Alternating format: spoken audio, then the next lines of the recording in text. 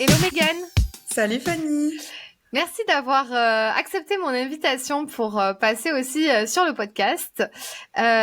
Écoute Megan, on a travaillé ensemble, toi et moi, lors du programme Pitch ton Biz et ça a été un plaisir vraiment de t'accompagner et du coup j'avais envie justement que tu puisses te présenter, te pitcher, parler de toi, savoir qui tu es, qu'est-ce que tu fais, comment tu travailles pour les gens qui ne te connaissent pas et aussi me faire un retour sur ton accompagnement que tu as vécu, quels ont été tes résultats et comment tu vois les choses dans ton business aujourd'hui. C'était ça qui m'intéressait.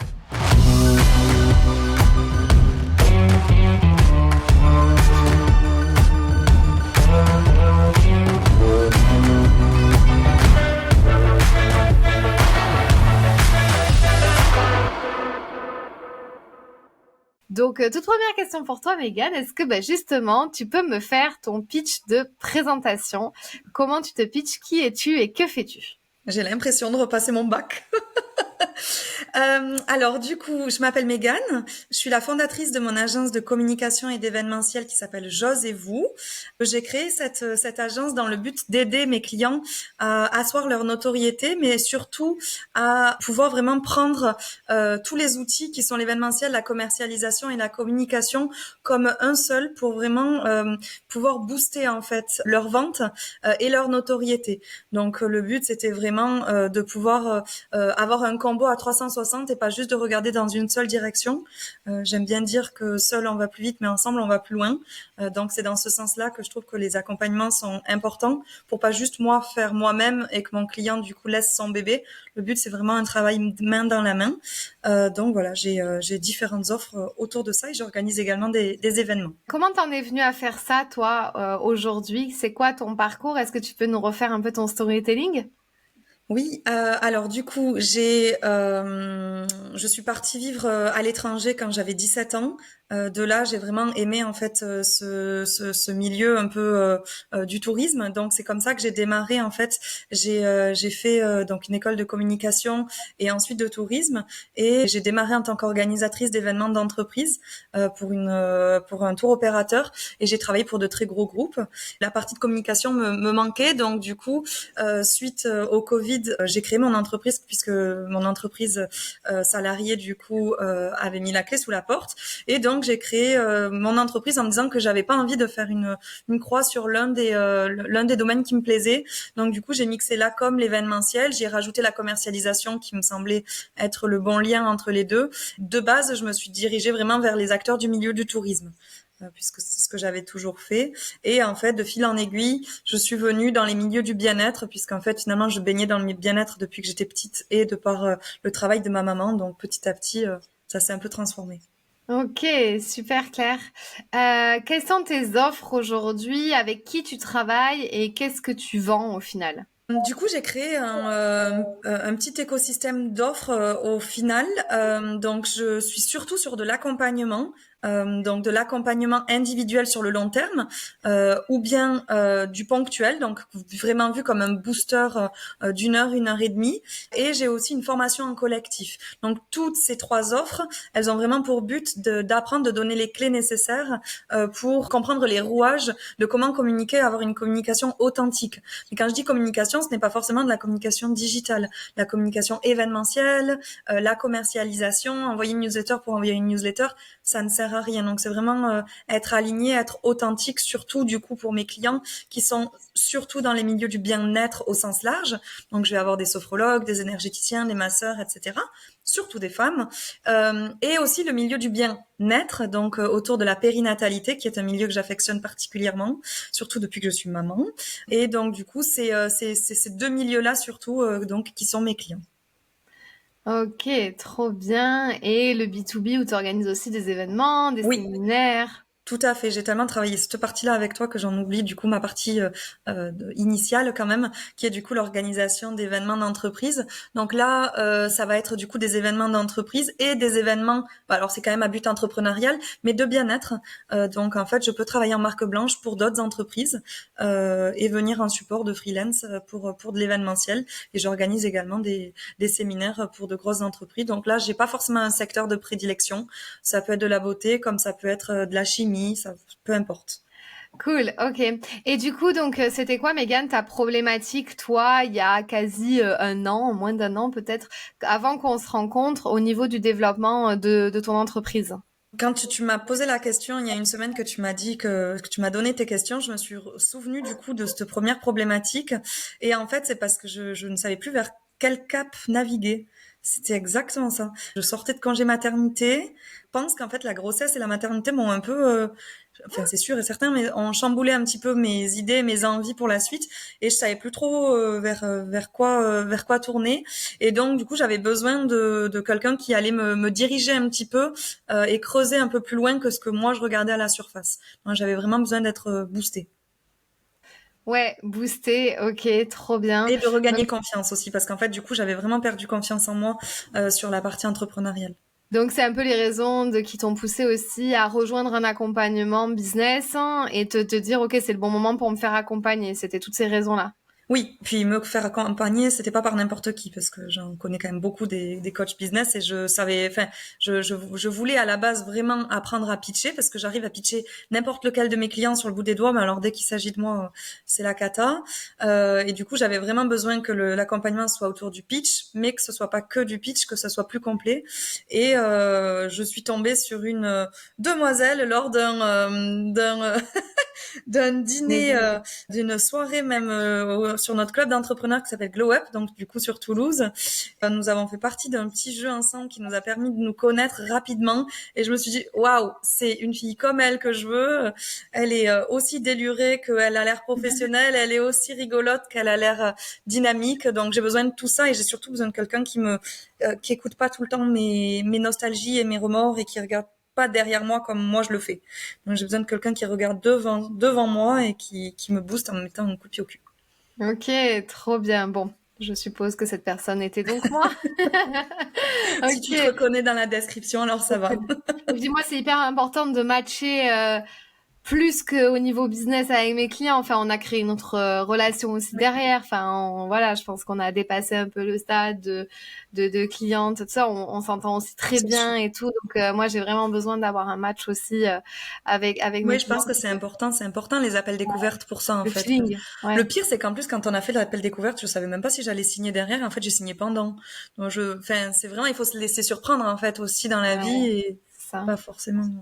Trop cool, merci. Et du coup, est-ce que tu peux arriver à notifier tes résultats que tu as eus donc après l'accompagnement, mais finalement aussi en fin d'année, là, quand tu as terminé ton année 2023, parce que bon, ben, on sait que les choses à mettre en place durent au-delà d'un accompagnement, que toi, tu as mis aussi des choses en place forcément par toi-même hors accompagnement. Quels ont été tes résultats? T'es pas obligé de parler de chiffres, mais comment tu peux quantifier tout ce que tu as eu à la suite Ils sont quand même multiples. Pendant la formation, pendant l'accompagnement, pardon, tu me disais que j'allais certainement, enfin, c'était pas certainement, tu as dit que j'allais signer une offre, enfin un client, et j'avais répondu ça va pas la tête ou quoi, je me mets pas cette pression, et en fait j'en ai signé 5.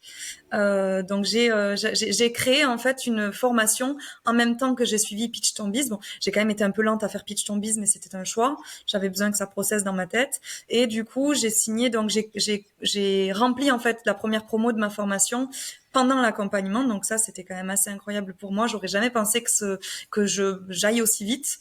Preuve, c'est que maintenant, je suis en train de lancer la promo 2 et que je suis vachement plus lente en étant toute seule. On s'en rend compte quand même qu'on va un peu moins vite quand on n'est pas accompagné.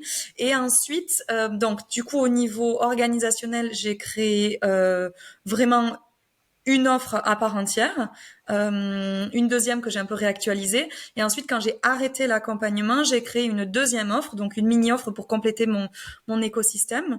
Et là, du coup, j'ai pas compté combien j'en avais signé, mais j'ai signé beaucoup de clientes sur cette mini offre, donc qui a fait appel beaucoup à cette première formation que j'avais créée, mais du coup en mini format.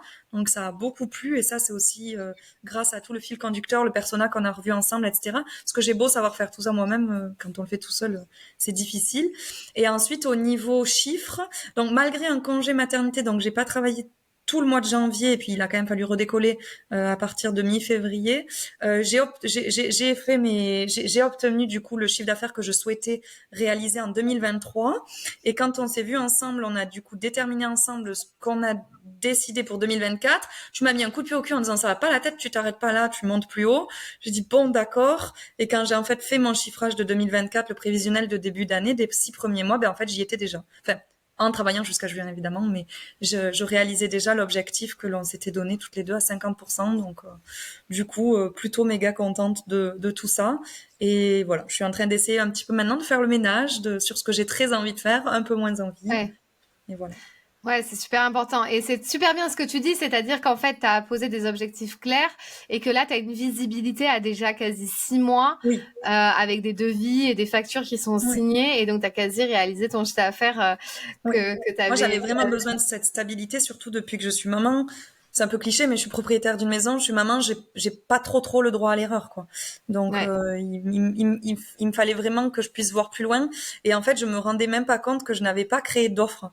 Et donc, du coup, je ne pouvais pas vendre, en fait. bah ouais. Et ça, c'est toi qui m'as mis en face quand tu m'as dit, mais tu vends quoi? Oh, ben, ce que mes clientes, elles veulent, je fais du sur-mesure. Oui, d'accord, mais en fait, tu vends quoi? Ben, je sais pas. En fait, c'est ça qui m'a vraiment marqué, en fait, sur Pitch Ton Biz. Ouais, et ça c'est vrai, c'est exactement. Justement, j'allais rebondir rapidement sur ça. C'est une question que tu n'as pas forcément préparée, mais en fait, qu'est-ce qui a fait que tu as eu la réussite de cette offre-là que tu as vendue et que tu as eu 5 clientes dessus? Alors, certes, c'était du bêta-test dans un premier temps, mais ensuite, ça t'a ouvert d'autres opportunités derrière et là, tu es en train de lancer la promo 2. Mais d'après toi, c'est quoi qui a fait la réussite de ce lancement de cette offre? Je crois tout simplement d'avoir osé dire que je me spécialisais dans le bien-être. Parce qu'en fait, je tâtonnais jusque-là, j'y allais pas. Et toi, à un moment donné, tu m'as dit, mais pourquoi tu le fais pas? Et j'ai respiré, j'ai dit, bon, d'accord, je connais super bien ma cible. Donc, bon, j'avais pas vraiment besoin de créer un persona, mais en tout cas, je l'ai renettoyé, on va dire. Je connaissais par cœur les besoins, mais du coup, de les travailler avec toi en gros, de faire le point A, un point B, A, B, de correspondre à leurs besoins. Et du coup, parce que j'ai pas fait une grosse communication autour de cette promo parce que je voulais y aller en douceur. En fait, du coup, je pense que j'ai réussi à, vraiment, en fait, en créant cette offre avec toi, de répondre, un produit répond à un besoin. En fait, c'est ça qui a fait que ça a marché, je pense. Et après, du coup, ça a fait boule de neige parce que forcément, mes clientes ont parlé autour d'elles. Mais en fait, c'est même pas que parce que là, mes nouveaux contrats, c'est pas forcément mes anciennes clientes qui, pour l'instant, me les amènent. C'est en process, mais c'est pas ce qui vient de se faire. Donc, je pense vraiment que c'était de répondre à un besoin. Et là, le besoin, c'était de dépenser un peu moins d'argent et de dépenser moins de temps. Donc, c'est pour ça que j'ai créé cette nouvelle offre, mais qui, du coup, n'est pas pour la même cible. C'est pour des personnes qui sont beaucoup plus averties à la com, qui vont mettre des conseils en place rapidement, etc. Donc, voilà, je Trop pense bien. qu'il faut vraiment toujours redessiner Ouais. euh, le besoin, en fait. Trop bien, Megan. Bon, évidemment, je pense que la réponse, on la connaît, mais je te pose quand même la question, est-ce que tu recommanderais cet Oui, accompagnement pour une entrepreneur? 100 fois. Oui, oui, oui, je le recommanderais. C'est un tout petit investissement, sincèrement, tout petit investissement par rapport à ce qu'on peut y gagner aussi rapidement derrière. Ça me fait plaisir que tu dises ça parce que je me suis retrouvée ces derniers temps avec pas mal d'objections au prix D'accord. et je me situe sur le marché des coachs business, pas dans les plus hautes, donc clairement Ouais. c'est cool que tu Je dis comprends, ça. mais malheureusement, c'est souvent quand on vient de finir une formation qu'on se rend compte la valeur qu'en fait on aurait réellement pu y mettre. Et moi, je le sais puisque je viens de finir la mienne et que mes clientes ont au moins donné le double de ce qu'elles ont payé. Donc, et Trop si bien. 100 fois, s'il y en a qui écoutent et qui se posent la question, en fait, derrière, oui, c'est un investissement évidemment, mais si on n'investit pas dans son entreprise, ben en fait, on investit dans rien. Hein. Donc, C'est clair. je pense que c'est important et que on le fait que tu nous pousses en fait à signer pendant l'accompagnement fait aussi qu'on peut aussi prendre confiance en nous Ouais, pour en fait du coup rentabiliser en fait cet investissement et plus loin du coup. trop bien. Bon, merci Megan. Où est-ce qu'on peut te retrouver si on veut travailler avec toi? Alors majoritairement du coup sur Instagram, donc @agence j'ose et vous, donc j'ose comme oser puisque dans la vie il faut oser pour réussir, donc j'ose et vous. Et mon site internet est en cours de création, donc de l'avoir dit à voix haute, je le pose là, il faut que ce soit terminé bientôt. Trop bien. Ah Donc oui, d'ailleurs, et tu lèves un super truc là. On n'est pas obligé de vendre d'ailleurs des super offres. On n'est pas obligé d'avoir un business qui cartonne, d'obtenir tous ses objectifs en 2023 avec un site internet. pas Donc du là, tout, non, non. c'est trop Un bien. Instagram ou un LinkedIn fait parfaitement l'affaire. Tout mon événementiel, je le vends par mon LinkedIn et tout ma communication par Instagram. Donc, non. Ouais. Mais c'est quand même plus propre d'avoir un site internet. Trop une tueuse. Merci Mégane, je vais mettre tes liens dans la bio. Merci pour ce temps que tu m'as accordé. Merci beaucoup. C'était vraiment trop cool et allez la retrouver, allez lui faire un petit DM. Surtout si vous êtes un thérapeute ou une thérapeute du bien-être qui a du mal à communiquer aussi sur ses offres, n'hésitez pas à aller lui faire un coucou. Si cette vidéo t'a plu, tu peux la partager à un ami qui en aurait besoin. Tu peux aussi t'abonner à ma chaîne YouTube pour m'encourager. Tu peux me retrouver sur tous les réseaux sociaux sous le nom de Fanny l'Esprit Coach. Tu peux me poser toutes les questions que tu souhaites et aussi me donner des sujets que tu aimerais que j'aborde. Je te dis à très vite dans une toute nouvelle vidéo.